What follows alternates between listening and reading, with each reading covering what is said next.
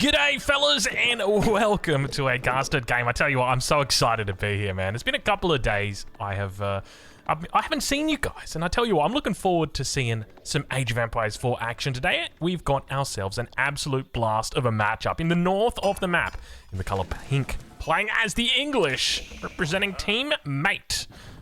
Is it M8? I can't remember the name of his team. I should probably double check that. M8, mate. Anyway, mate dot Marine Lord. And on the south side of the map, in the color orange, playing as the Byzantines, representing Team 3D, it is, of course, B.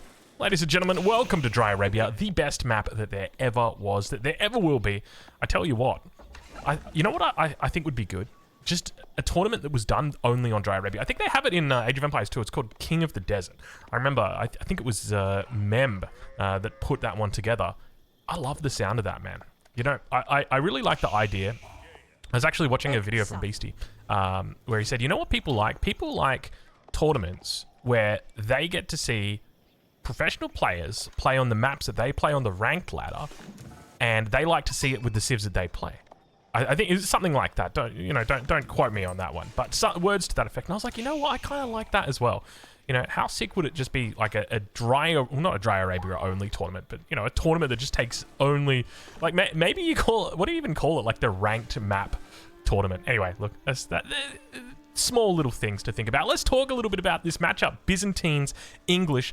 Fun matchup, difficult, I would say, from the English perspective, mainly because you can't really get caught in a long feudal age here up against the Byzantines, mainly because of the javelin thrower. The Byzantines do have access to the javelin thrower in the feudal age, so you got to be really careful about fighting them in that regard. Obviously, longbows do relatively well against them compared to other archers, but still it's not going to be an effective fight the longer that those fights do happen. Now, one other thing to note is have a look at where B has put this system. I've got absolutely no idea. Well, actually, I say that. I've got exactly the idea of why that is. Grand Winery coming down. So he's placing the cistern. Normally, you'd put this second cistern, or this first cistern in this case, right here, just to hit the gold vills. He doesn't care about the gold vills. It's 100 gold. That's all he needs. If he wants to get more than that, it's optional. But that's all he needs to age up. From there, looks like, there's no way he's going into a second TC. I don't think he's doing a second TC here, B is. If anything, I would just say from the Marine Lord perspective, to be going into a second TC would make the most sense.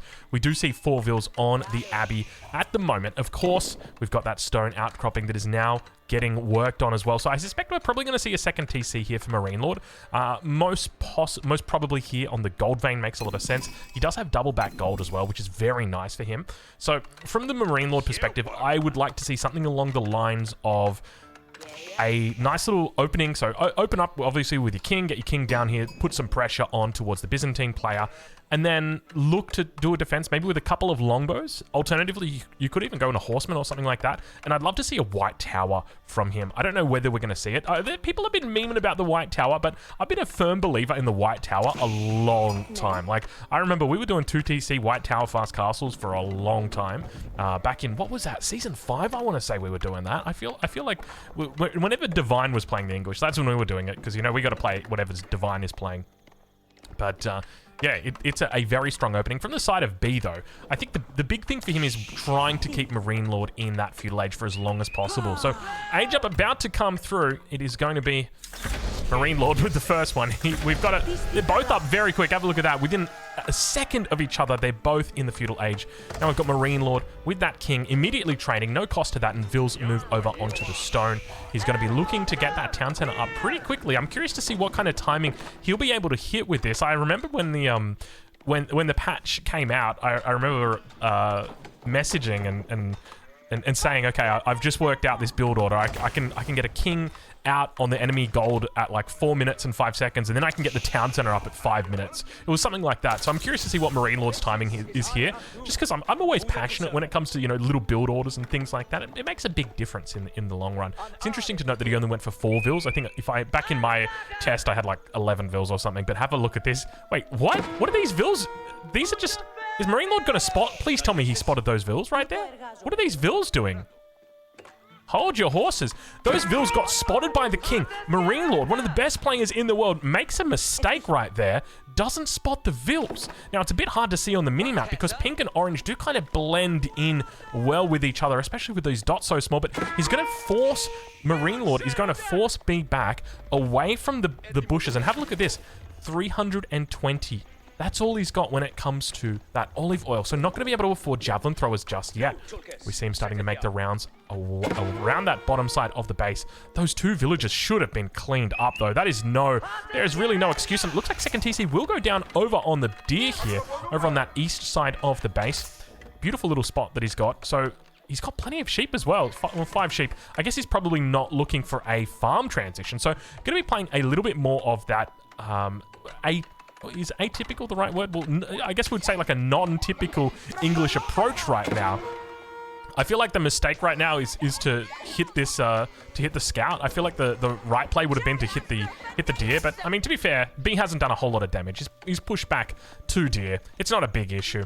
Have a look at this. Have a look at this. Have a look at this. Mercenary house barracks in the north of the map. Exactly where it needs to be on this gold. As long as he's able to isolate the other golds as well. The worst thing would be if B comes in, puts pressure on these 2 golds, and of course the third one over here, only for Marine Lord to just chuck a sneaky, 7 or 8 Vils down over here on gold and just live it up. But there it is. It is going to be a stable. So I did have a sneaky suspicion it would probably be a stable. Manages to get a Vil down here on the south side. Has got almost enough resources to get those javelin thrower out. You can see him working hard for it. King taking a little bit of damage here. Keep in mind it does have the ability to heal itself up. So expect to see that. Now towards the top side. Have a look at this. The cistern getting thrown down. The mill as well.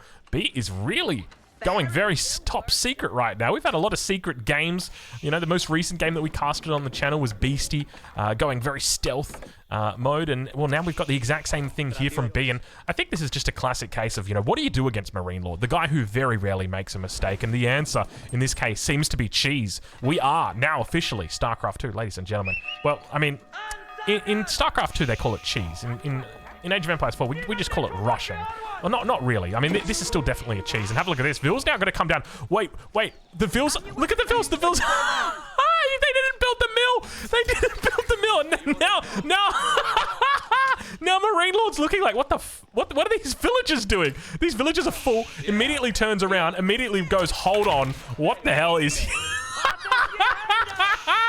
Dude, I feel like I'm watching a fiesta right now. It is an absolute clown show. Ladies and gentlemen, welcome to EGC TV's Master of Realms. I assure you these are the best players in the world. If you don't believe me, make sure you check it out this weekend, Saturday and Sunday, 3 GMT, 15 GMT.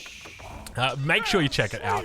I'll leave a link in the description. And we can see right now, he's managed to take out those 2 Vils up north. He took out 1 down south, and now he's almost managed to get out this second one here as well. But expect to see, there's the Javelins now coming online. So 4 Javelins, 4 Lametanai, Battering Ram coming through as well.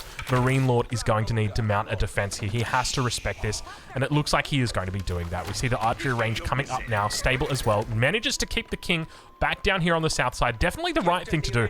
People might be tempted to bring that king up here to help reinforce, but the reality is the king's going to do a lot more work when it comes to raiding the opponent, keeping the opponent on their toes. And now Khairosafon has 9 units inside it. Javelin throwers trying to get a little bit of damage here, and slowly but steadily the clown car, which quite literally houses clowns, you've seen it here first folks, is under pressure. Lametanai, beautiful micro coming through here. One thing to note, though, is those longbows don't have any javelin throwers at the moment to deal with them. He's going to have to pop everybody out. There we go. He's going to have to stop being cute if he wants to manage to get this town center down. Vils have done a decent job in slowly repairing it back up. It's still maintaining that full health, that full integrity on the building. No javelins coming through yet. B's got 4 more in queue. That's 4 Lametanai in queue here. You can see how tough it is. The king now does come back to reinforce, doing a wonderful job with his control here. Lametanai looks like he might be committing. Could also pull the Vils here.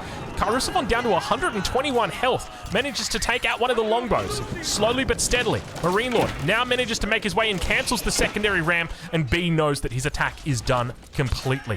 So if I had to attribute, what was the biggest factor in this defense here for Marine Lord, it's that the best defense is a good offense. And we saw it down here on the south side. The fact that B wasn't able to collect his berries meant that he wasn't able to gather olive oil. And without olive oil, it meant that there was no prospect of mercenaries coming out from the mercenary house. And now, as a consequence of that We can see that Marine Lord here has managed to overwhelm his opponent. I think another factor was probably that the Vils got taken out. So if the Vils had made that mill, if the Vils had made that mill just there, they would have stayed alive. They wouldn't have tipped off Marine Lord to the attack. And most importantly, they would have been able to put down a second barracks, which would have been able to pump those Lamentinite. And it would have meant that the forces that were here attacking were a lot more significant. Because remember, at the end of the day, Marine Lord's on 2 TCs against his opponent B, who's only on 1 TC. So he's putting in every single spare resource he's got into this attack. Whereas Marine Lord, on the other side, is thinking about, you know, doing all that good stuff, you know, adding in the second TC, adding in all the extra villagers. Now it looks like he's going to be adding in some farms, but there's a lot of resources that are spent on things that aren't killing your enemy. You know, so it's very much a good solid defense from Marine Lord. Let's check in on the other side of the map. It looks like B might be thinking about going to castle. We'll switch it over to income per minute so you guys can get a bit of a picture on where these guys are at. B, 3 Vils lost compared to Marine Lord, who's only lost the 1 so far. So somewhere in this fight, the Javelin Thrower did manage to pick off a villager. But it looks like Marine Lord's food is starting to run out. Transition to farms should be soon. He could look to go onto the berries, but it's quite rare that we actually see English players go over onto the berries. It normally just works out more efficient to just throw a mill down and throw some farms down around it. Just simpler, quicker, easier to get them over onto wood like this. Golden Horn Tower now going to be coming up on the south side of the map for B. The King, together with a couple of horsemen and a scout, looking for any Vils on the extremities of the base that they can find. Won't be able to find too much down here, so 1 TC still for B. He's down a huge amount of villagers. 17 villagers at this stage of the game. That is a lot of villagers. Especially considering we're only 11 minutes into this game, and that's just the consequence of getting that TC up quickly. I think it was 5 minutes 20. We were over here looking at this town center, and it was already about 30% complete, so very quick TC here for Marine Lord. But now Marine Lord with the military advantage is going to be pushing towards the outpost. Vils jump inside. Other Vils are going to fall back away from it. He could look to try and force that Golden Horn Tower to stay. Yeah, you can see a couple of those Vils managing to jump back inside. He needs to be careful. These... oh, you hate to see this. You really do. This is a big mistake that's come through from B, and there's been a couple of mistakes already that we've seen this game. Obviously, it's a high stakes game, but where this Golden Horn Tower should have been is immediately adjacent to the town center. And one of the reasons I know that, I remember playing Age of Empires 3, and I was playing against one of the best players in Age of Empires 3. His name was Dairuga. And I did a Chinese fast castle, and he gave me some feedback. And one of the feedback that he gave me was like, "Hey, your castle age town center, or your age 3 landmark, it shouldn't be so far away from your TC, because then if your enemy pushes you, they will be able to cancel it. You should put it immediately adjacent to the TC so that you can garrison inside." And that's always stuck with me, especially in circumstances like this, where you always knew that there was a risk that you could get attacked. Now, granted, he wanted this space because he needs to put olive groves down, and I completely understand that, but the risk here is that he does lose workers, and that's exactly what happened. He lost 2 in this battle. Marine Lord now going to fall back, and it is going to be the White Tower that we do see. The White Tower, the triumphant White Tower, my favorite, my lovely. I can't believe they nerfed it. You know what? It deserved a nerf. It was really good. I feel like the White Tower was slept on for so long, but people have finally woken up to the power. You know, after that Reddit post, people just know. People just know about the power of the White Tower now. +1 range attack going to be coming through from Marine Lord.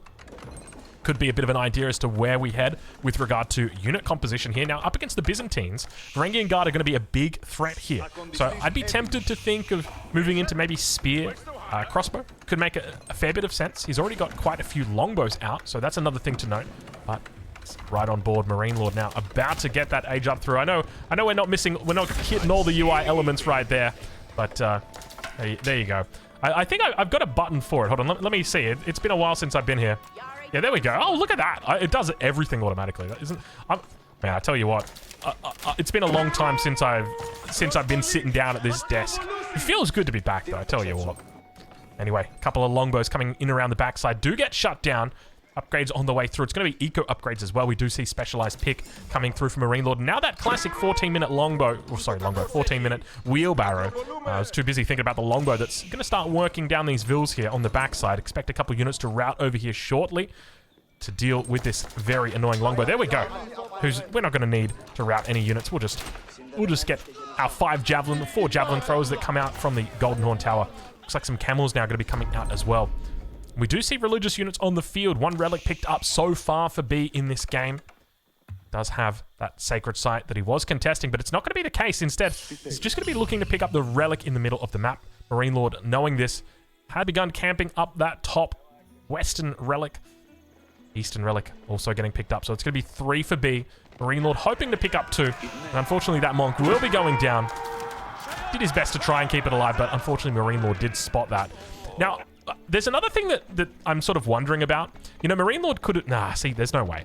Marine Lord could have seen those 2 vills earlier on, but just left them, knowing that if his opponent does commit to that, like, you can kind of prepare, right? Like, let's say I spot 2 vills that are coming out across the map, and I leave them. I know what they're going to do, right? Like, I know that he's not coming to gather gold up here, right? I know he's coming to do a proxy. So if I say, okay, I'm going to do 2 TC, and then I'm just going to go straight into making units, making a defense, and then just prepare for that defense, then I'm fine, right? Because he's doing a proxy, he's going to have to move units across, you know, further. You get the picture, right? But then there's a part of me that's like, would Marine Lord really pass up 2 free villages in the middle of the map? And I'm like, I don't think he would. I reckon he would have gone straight for it. So, yeah. Anyway, we'll never know. I guess we'll never know. Unless you ask him. Maybe you're friends with Marine Lord. Just shoot him a message and be like, hey, Marine Lord, did you not see those 2 vills? What was the go there? Or did you let them sneak by you intentionally? But we now start to see more units making their way to the north. It appears B is intent to pick up this 4th relic for him. Keep in mind, Marine Lord does have a Monk on the field at the moment.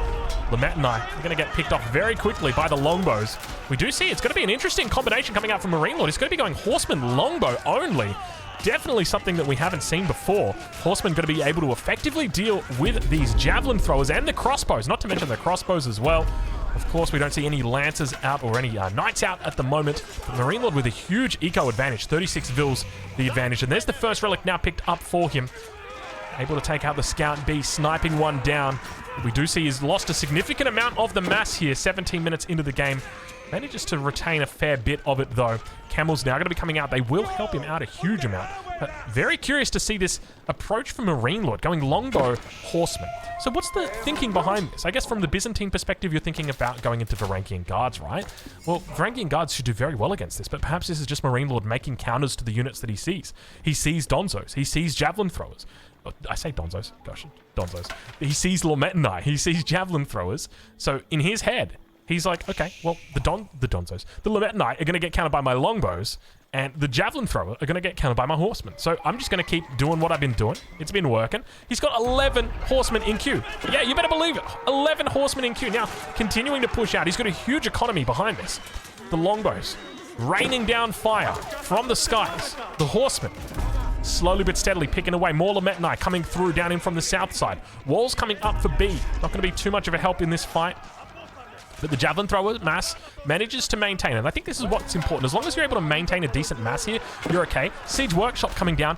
I feel like he doesn't have the mass for a Siege Workshop. Like, it's just going to get picked off, right? Like, surely you would know that even if you get this Siege Workshop off, and even if you get a Mangonel out right now, like, how are you going to protect that Mangonel? There's a king on the field. There's horsemen on the field. This is surely a mistake. If this was a keep coming up, I could respect it. But a Siege Workshop, it is very, very optimistic for you to think, I can get a Siege Workshop here, I can get a Mangonel here, and I can defend that Mangonel. There is no world that is happening right here. It almost feels like B today, he just woke up and he wasn't wearing his gaming headset. He wasn't sitting in his gaming chair, and his RGB is definitely not on the keyboard right now. We can say that much. He's probably using one of those keyboards that you get. You remember the keyboards that you'd get, like the 2-in-1? It was the keyboard and the mouse, and the mouse always came with the ball in it. You know, remember those balls? I remember at school, it was like year 7. We used to take the balls out of the mouse and you'd throw them. Oh, they hurt so much. They were the heaviest little things. They're like ball bearings, but just made of rubber. Who thought that was a good idea? I guess Microsoft did. Slowly pushing through now. Speaking of Microsoft, hey Microsoft, Master of Realms. Horsemen, the numbers are looking pretty good. It looks like Varangian Guard will finally get mixed in here by B. It's been a long time coming. We do start to see unique upgrades on the way through. Teardrop shields might be a little bit of help, but the mass is looking pretty decent for Marine Lord. Not only does he have the villager advantage, he's also got the military advantage. I can't see a world where B manages to hold this, even with a Siege Workshop. The king does go down, but unfortunately we're not playing FFA, so the game continues on slowly but steadily. The game will close out. Ladies and gentlemen, that is going to be it. Go check out EGC TV this weekend, Saturday, Sunday, 15 GMT. I'll be there. I'll be square. Of course, you know it. And we'll catch you guys in the next one. Thank you so much for watching.